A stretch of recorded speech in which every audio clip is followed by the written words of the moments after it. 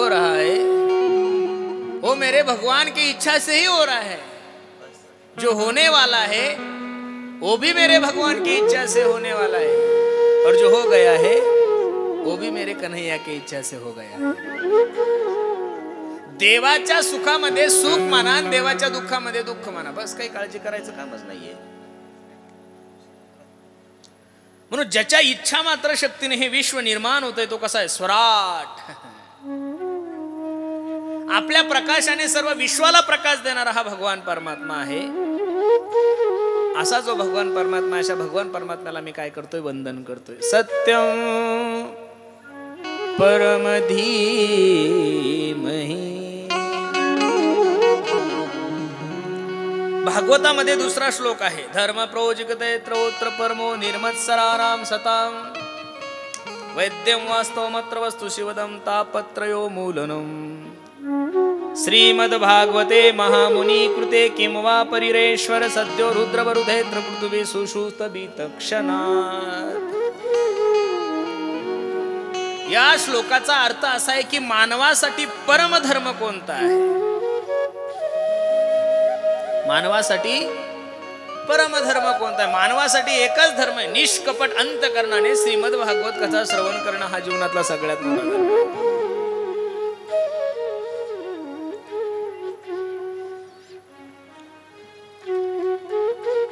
शिवदम,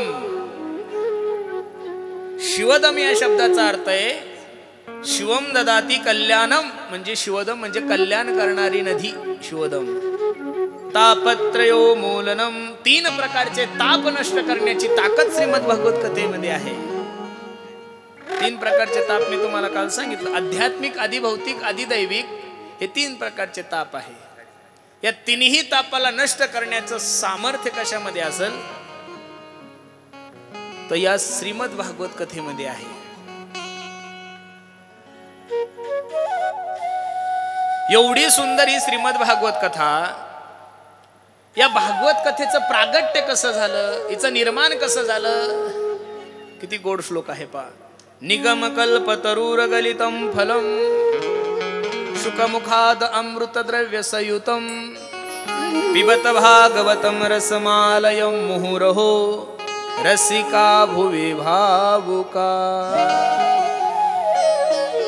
निगम म्हणजे वेद, निगम म्हणजे काय? वेद। वेद रूपी कल्पवृक्षाचं पिकलेलं फळ काय आहे? भागवत आहे। काय आहे? भागवत आहे। आणि हे फळ गोड आहे। शुकमुखाद अमृत द्रव्य संयुतम। शुक यानी तोता, तोता म्हणजे पोपट, कळतो ना तुम्हाला? बोलणारा पोपट वेगळा आणि पक्षी पोपट वेगळा। त्या पोपटाचं तोंड ज्या फळाला लागलं ते फळ कसं असतं? मग तो पेरू असू द्या, तो आंबा असू द्या, तो कोणतंही फळ असू द्या, पोपटाचं तोंड ज्या फळाला लागलं ते फळ कसं होतं? गोड होतं। काय होतं? गोड होतं। शुकमुखाद अमृत द्रव्य संयुतम पिबत भागवतम रसमालयम। या भागवत कथेचं आपण काय करायचं? रसपान करायचं। काही फळं खात असताना त्याची काही पद्धत आहे। खारीक खात असताना बाहेरचं टाकून द्यायचं आणि आतलं खायचं का? खारीक खात असताना कशी खायची? बाहेरचं खाऊन घ्यायचं आणि आतलं टाकून द्यायचं। नारळ खात असताना कसं खायचं? बाहेरचं टाकून द्यायचं आणि आतलं खायचं। आंबा खात असताना कसं खायचं? बाहेरचंही टाकायचं, आतलंही टाकायचं आणि मधला रस खायचा। बर, पेढा खात असताना काय टाकायचं आणि काय खायचं? काहीच नाही, बॉक्स टाकायचा आणि पेढे खायचे, दुसरं काय खाणार आहे? पेढा खात असताना बॉक्स फेकून द्यायचा आणि पेढे खायचे। पेढा खात असताना काही टाकायची गरज नाहीये, फक्त बॉक्सच टाकायचा, बाकी काही त्याच्यातलं टाकायची गरज। पिबत भागवतम रसमालयम, सर्व अंगाचे कान करून श्रीमद् भागवत कथेचं काय करायचं? पान करायचं। पण करत असताना मुहुरहो, पुन्हा पुन्हा 7 दिवस सोखोबरायच्या पुण्यतिथीचा उत्सव झाल्यानंतर श्रीमद् भागवत कथा संपली की लगेच पुढच्या वर्षी असं नाहीये। दररोज न चुकता आपल्या घरी श्रीमद भागवत घेऊन जा. कमीत कमी एक अध्याय तरी दररोजचा वाचायचा. नाही एक अध्याय तर कमीत कमी अर्धा अध्याय, कमी कमी त्यातले 2 श्लोक तरी वाचा. मुहूर हो.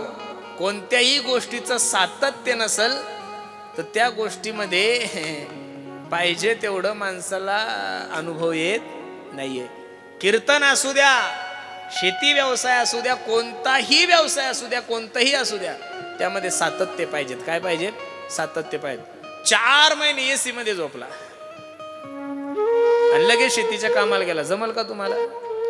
एवढ्या उन्हामध्ये सुद्धा शेतकरी लोकांना काम करत असताना त्रास होत नाहीये. आपल्याला ऊन लागतं, त्यांना कसं लागल? कारण की त्यांचं शेती कामाचं काय आहे? सातत्य आहे. काय आहे? सातत्य आहे. 6 महिने पेला नाही, एकाच टायमाला 2 बाटल्या पेल्या. त्रास होईलच ना महाराज. दारू पिण्याचं सुद्धा सातत्यच की नाही? हो. कीर्तनकार असेल, 6 महिने कीर्तनच नाही लागलं त्याला आणि एकदाच तारीख लागली. पहिलं कसं शक्य होईल? कीर्तनामध्ये सुद्धा, वाणीमध्ये ताकद येण्यासाठी, आपण जे बोलतो हे समाजाच्या अंतःकरणामध्ये रुजण्यासाठी दररोज त्याचं सातत्य लागल. औसाच्या पुनवाली एकच कीर्तन आणि गण चालू याचं अहम ब्रह्मास्मी तत्त्वमसी प्रज्ञानाम ब्रह्म. काय याला काय बोलतो हे कळत नाही आणि लोक झोपल्याशिवाय नाहीये. एखादी चाल जर तुम्हाला ती सिद्ध भाव वाटत असेल तर ती चाल कमीत कमी तुमच्या मुखातून 100-200 वेळेस गायली पाहिजेत ना, तेव्हा ती चाल दुसऱ्याला गोड वाटल. मुहूर हो. पुन्हा पुन्हा पुन्हा पुन्हा पुन्हा पुन्हा पुन्हा पुन्हा भागवत कथा श्रवण करा. पण ऐका ना, रसिका भुवी भावुका. रसिक व्हा. काय व्हा? रसिक व्हा. रसिक झाल्याशिवाय तुम्हाला नाही कळणार हो महाराज. भावनेने अंतःकरणपूर्वक ती भागवत कथा श्रवण करा. कारण परमार्थामध्ये सर्वात मोठं कशाला जर प्राधान्य असेल तर फक्त भावनेला आहे, प्रेमाला आहे. आणि भाव जर अंतःकरणामध्ये नसेल तर काय फायदा आहे? महाराज सांगतात, भाव बळे आकळे एरहविना कळे करतळी यावळे तैसा हरी. भावे गावे गीत शुद्ध करून या चित्त अंतरीची घेतो गोडी पाहे जोडी.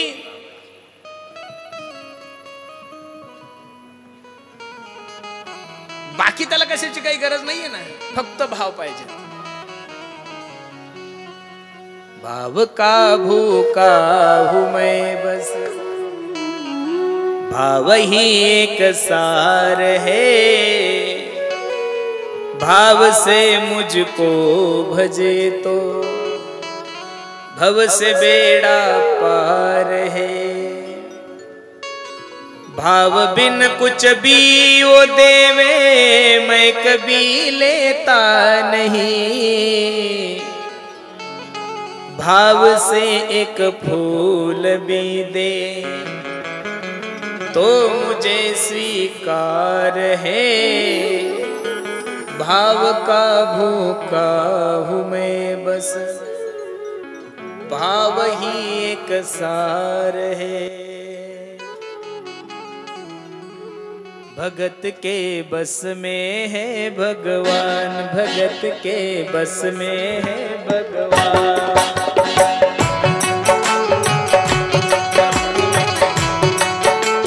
तारी तारी जय हो. भगत के बस में है भगवान, भगत के बस में है भगवान. के वश में है भगवान, भगत के वश में है भगवान.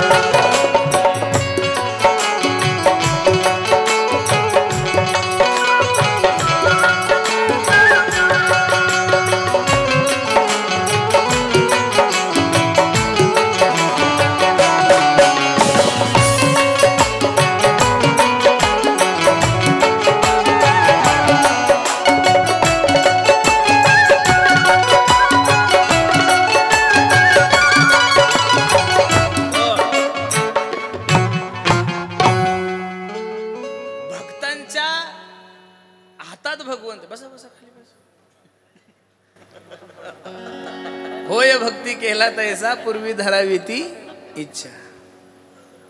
काय केलंय भक्तांनी? काहीच नाही, फक्त प्रेम केलंय, त्याच्यावर भाव ठेवलाय. म्हणून रसिका भुवी भावुका. आपण जसं या पवित्र ठिकाणी बसून श्रीमद भागवत कथेचं रसपान करत आहात, ज्या ठिकाणी नैमिषारण्य क्षेत्रामध्ये सूतजी 88,000 ऋषीमध्ये ब्रह्मसत्रामध्ये उपस्थित आहे, त्या ठिकाणी आपण जाऊया. खूप सुंदर प्रसंग आहे. शौनक ऋषी सूतजींना प्रश्न करता, सूतजी काय त्वा खलु पुराणानी से इतिहासानी चानगह. तुम्ही इतिहासाचे जाणकार आहात, पुराणाचे ज्ञाते आहात. काही प्रश्न आम्ही तुम्हाला करू इच्छितो. सूतजी म्हणली, विचारा. पहिला प्रश्न शौनक ऋषींनी केलेला आहे, किती गोड आहे पहा. मानवासाठी परमधर्म कोणता? एक. दुसरा प्रश्न आहे, वेदामध्ये तुमच्या देवाला अजन्मा म्हणलेलं आहे. वेदामध्ये तुमच्या देवाला काय म्हणलेलं आहे? अजन्मा म्हणलेलं आहे. मग तो देवकीचा पुत्र श्रीकृष्ण कसा आणि दशरथाचा पुत्र राम कसा? भगवंताचे अवतार किती? भगवंत भक्ताला तारतो का? भगवंत राक्षसाला मारतो का? असे 2-4 प्रश्न शौनक ऋषीने सूतजींना विचारले. त्यासाठी पहिला प्रश्न होता, मानवासाठी परमधर्म कोणता?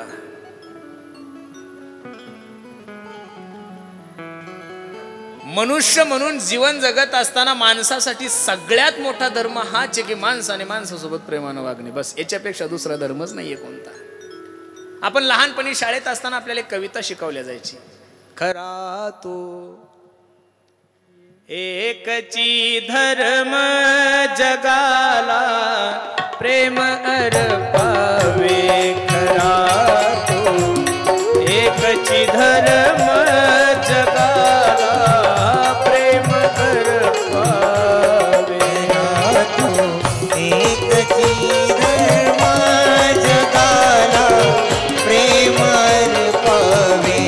खरा तो एकची धर्म जगाला प्रेम अर्पावे. प्रभूची लेकरे सारी दयाला सर्व ही प्यारी. प्रभूची लेकरी सारी दयाला सर्व ही प्यारी. प्रभूची लेकरे सारी दयाला सर्व ही प्यारी. तुझी लेकरी सारी सर्व ही प्यारी. कुणाला उचले खावे जगाला प्रेम अर्पावे. खरा तो एकची धर्म जगाला प्रेम अर्पावे. एकची धर्म जगाला प्रेम अर्पावे. खरा तो एकची धर्म जगाला प्रेम अर्पावे. माणूस म्हणून जीवन जगत असताना मानवासाठी सगळ्यात मोठा धर्म हाच आहे की माणसाने माणसासोबत प्रेमानं वागणे. बस, याच्यापेक्षा दुसरा धर्म नाहीये. किसी के काम जो आए उसे इंसान कहते हैं. पराया दर्द जो अपनाए उसे इंसान कहते हैं. ये दुनिया एक उलझन है, कई धोखा कई ठोकर. कोई हंस हंस के रोता है, कोई रोता है जी जी कर. मुश्किल में संभल जाए उसे इंसान कहते हैं. किसी के काम जो आए उसे इंसान कहते हैं. म्हणून मनुष्य म्हणून जीवन जगत असताना लहानपणी शाळेमध्ये आपल्याला पहिल्या वर्गात गेल्यानंतर सरांनी ABCD नाही शिकवली. 1 2 3 4 नाही शिकवलं, क ख ग वगैरे नाही शिकवलं. पहिला हात पुढं करायला लावला. म्हण, India is my country, all Indias are my brothers and sister, I love my country. Bharat माझा देश आहे, सारे भारतीय माझे बांधव आहे, माझ्या देशावर माझं प्रेम आहे. अरे स्वतःचा भाऊ तुम्हाला भाऊ दिसत नाही, माझ्या देशावर माझं प्रेम आहे. म्हणून मानवासाठी परमधर्म हाच आहे की माणसाने माणसासोबत प्रेमानं वागणं. दुसरा प्रश्न विचारला होता सूतजी, वेदामध्ये तुमच्या देवांना अजन्मा म्हणतात, मग तू देवकीचा पुत्र श्रीकृष्ण कसा, दशरथाचा पुत्र राम कसा? त्यावेळेस सूतजीने जे उत्तर दिलं ते ऐकण्यासारखं आहे. भगवंताचा तसा जन्म होतच नाही, भगवंताचा अवतार होतो. काय होतो? अवतार. आणि अवताराचं कार्य तुम्हाला सर्व मंडळीला ज्ञात आहेत. जब जब होए धर्म के हारी, बाढ़हि असुर अधम अभिमानी, तब तब धरी प्रभु विविध शरीरा, हरहि कृपा निधि सज्जन पीरा. ज्या ज्या वेळेस या धर्मावर ग्लानी येते त्या त्यावेळेस माझा भगवान परमात्मा अवतार घेतो. जब जब होए धर्म की हार. शौनक ऋषीने सूतजींना विचारलं, ठीक आहे भगवान परमात्मा अवतार घेतो, पण तुमच्या देवाचे अवतार मानायचे तरी किती? कोणी म्हणतं 8 अवतार आहे, कोणी म्हणतं 10 अवतार आहे, आणि भागवतामध्ये 24 अवतार सांगितलेले. किती अवतार आहे? 24 अवतार आहे.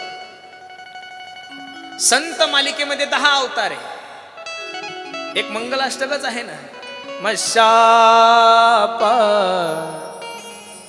सुनिचारते नरहरी, पर्यंत जाले कृती, त्रेती वामन परशुराम तिसरा, श्रीराम सीतापती, ऐसे हे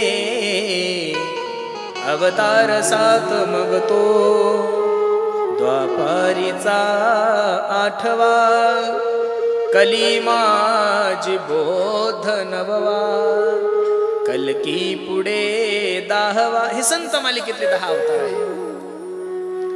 आता भागवतामध्ये 24 अवतार सांगितलेले. मी अवतार सांगतो, तुम्ही मोजा. कमी झाले तर माझं चुकलं, जास्त झाले तर तुमचं चुकलं, त्याला मी काय करू? मोजा तुम्ही फक्त. पहिला अवतार आहे सनक सनंदन सनातन सनत कुमार. वराह, नारद, नर नारायण, कपिल देव, दत्तात्रय, यज्ञ भगवान, ऋषभदेव, पृथु, मच्छ, कच्छ, धन्वंतरी, मोहिनी, नरसिंह, वामन, परशुराम, वेदव्यास, राम, बलराम, कृष्ण, हरिहंस आणि बौद्ध आणि कलंकी. किती झाले हो? एवढं जर तुमच्या लोकांच्या लक्षात राहिलं असतं तर सप्ते करायची गरज थोडी पडली असती महाराज. मी तर माझ्या चोख उभारायला पांडुरंगाला विनंती करेल, पांडुरंगा हा समाज असाच विसरबोळा राहू दे. सकाळी कशाची भाजी खाल्ली हे आता कळत नाही, 24 अवतार एका टायमाला कसे कळतील महाराज? मोजा, मी सांगतो तुम्हाला. सनक सनंदन सनातन सनत कुमार 1, तुम्ही ते 4 धरले त्याच्यामुळे 28 झाले. सनक सनंदन सनातन सनत कुमार किती झाले? 4. हा एक अवतार. वराह किती? मोजत चला. वराह किती? 2. नारद, हा जोरात सांगा. नारद, नरनारायण, कपिलदेव, दत्तात्रय, यज्ञ भगवान, ऋषभदेव, पृथु, मच्छ, कच्छ, धन्वंतरी, मोहिनी, नरसिंह, वामन, परशुराम, वेदव्यास, राम, बलराम, कृष्ण, हरी, हंस, बौद्ध आणि कलंकी. किती झाले? हा, हे भगवंताच्या भागवतामध्ये किती अवतार आहे? 24. ध्यानात ठेवा. कमी पडतील तुम्हाला. आता संत मालिकेमध्ये 10 सांगितले, भागवतामध्ये 24 अवतार सांगितले. संत परंपरेमध्ये काही अभंग असे, अनंत अवतार घेसी भक्ता करणे, अनंत अवतार घेसी भक्ता करणे, अनंत अवतार घेसी भक्ता करणे, अनंत अवतार घेसी भक्ता करणे, अनंत अवतार घेसी भक्ता करणे, अनंत अवतार घेसी भक्ता करणे, अनंत अवतार घेसी भक्ता करणे, अनंत अवतार घेसी भक्ता करणे. बनवाळू कृपाळू दिनाला की उद्धरणे, बनवाळू कृपाळू दीनाला उद्धार, बनवाळू कृपाळू दिनाला की उद्धरणे, कृपाळू दीनाला उद्धार. अनंत अवतार घेसी भक्ता करणे,